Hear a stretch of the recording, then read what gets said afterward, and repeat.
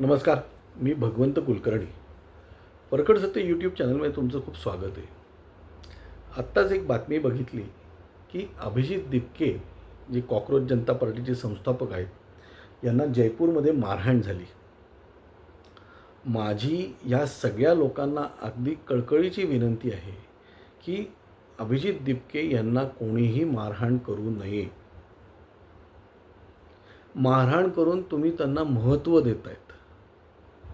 म्हणजे माझा अभिजित दिपके यांची वैयक्तिक कुठलाही संबंध नाही, मी ओळखत पण नाही. काय फक्त त्यांनी जी कॉक्रोच जनता पार्टी काढली, जे कॉक्रोच म्हणून जे त्यांनी नाव काढलेलं आहे ना, हा अपमान आहे.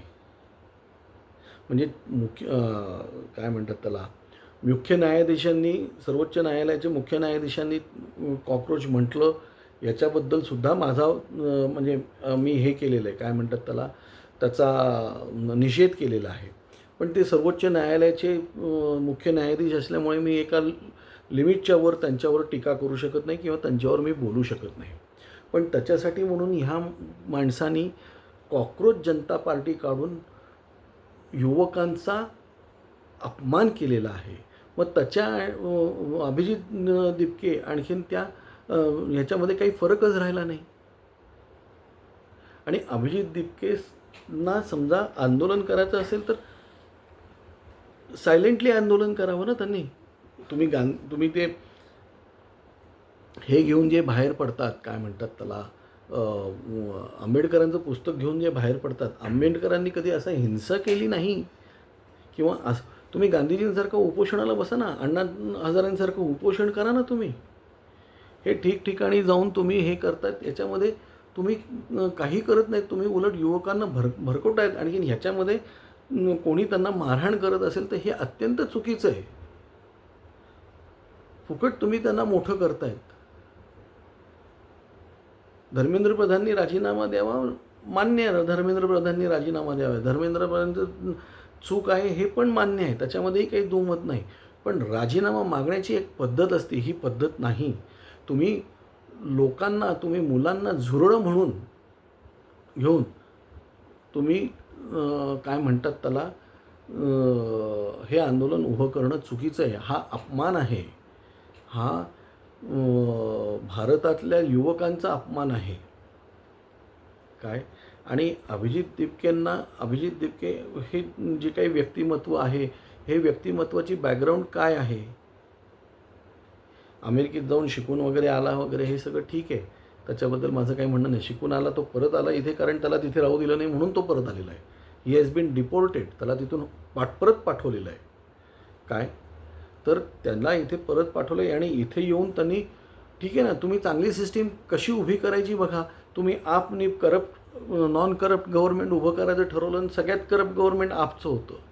तर तुम्ही धर्मेंद्र प्रधानचा राजीनामा मागत असताना ही जी हुल्लडबाजी करतायत ना, ही, आणि तुमचं भाषणामध्ये तरी काय, आणि तुमच्या तिथे येणारी लोक कोण आहेत सगळी, सरजी भारत तेरे तुकडे हो अशा लोकांचे आदर्श असणारे हे तुमचे फॉलोअर्स आहेत. तर ह्या फॉलोअर्सना तुम्ही हे करतात का. आणि हे फॉलोअर्स असतील तर ही खरंच झुरळ आहेत. आणि याचं अभिजित दिपके समर्थन करत असेल तर हा भारताचा अपमान आहे. आणखीन ह्या फॉलोअर्सना तुम्ही मानत असाल तर हा तुम्ही देशद्रोहपणा करतायत. आणि अशा माणसाला कोणीही मारावं नाही. अभिजित दिपकेवर कोणी मारहाण करू नये, कोणी हात उचलू नाही. समजलं का. फक्त त्यांचं जे काही आंदोलन आहे, हे आंदोलन काय म्हणतात त्याला, त्यांनी हे करत असतील तर त्याच्यावर अंकुश ठेवावं त्यांनी. आज त्यांना कुठेही प्रतिसाद नाही. ज्या प्रमाणात प्रतिसाद अण्णा हजारेंना होता, अण्णा हजारेंना काहीतरी विजन होतं, काहीतरी त्यांच्याकडे अभ्यास होता. ह्यांच्याकडे काय आहे, म्हणजे याची विचारसरणीच, झुरळ जनता पार्टी काढणं ही त्याची विचारसरणी असेल. म्हणजे ज्याची विचारसरणी ही झुरळ असेल, त्या माणसाकडनं आपण घाणीशिवाय काय अपेक्षा करू शकतो. आणि अशा घाणीचा विचार असलेला जो माणूस असेल, याच्यावर कोणी हल्ला करून त्याला मारावं इतका तो आणि आणि तो मोठा होईल हे करावं नाही त्यांनी.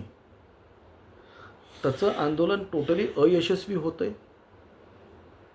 आणि जे येत आहेत तिथे ते किती त्याचे सपोर्टर आहेत हा एक वेगळा. म्हणजे पुण्यात जे मी आंदोलन बघितलं त्याच्यात पुण्यात धर्मेंद्र प्रधानांच्या विरुद्ध रोष आहे हे मान्य आहे मला, त्याच्याबद्दल काही वाद नाही. आमचाही रोष आहे धर्मेंद्र प्रधानांचा आणि धर्मेंद्र प्रधानांचा गव्हर्नमेंटने राजीनामा घ्यायला पाहिजे हेही तितकंच खरं आहे. पण धर्मेंद्र प्रधानांचा राजीनामा या झुरळांमुळे घ्यावा हे नाही. उद्या ही झुरळं उडून कुठल्याही चांगल्या गोष्टीला लागली तर ते त्याचं नासवणार आणि घाणच करणार आहेत. नासवणार आणि घाणच करणार आहेत ही झुरळं. त्यामुळे झुरळांना तुम्ही हे करा, काय म्हणतात त्याला,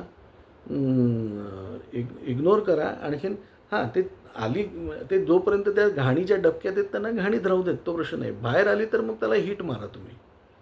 पण त्या घाणीत जाऊन आपण त्यांना मारणं हे चुकीचं आहे. आणि मग ते झुरळांना हुतात्मावादी म्हणजे बनवणं, शहीद बनवणं, हे म्हणणार आम्हाला शहीद बनवलं म्हणून, तर त्याच्यावर कोणीही हात उचलू नये आणि त्याला मोठं करू नका. आज एवढंच.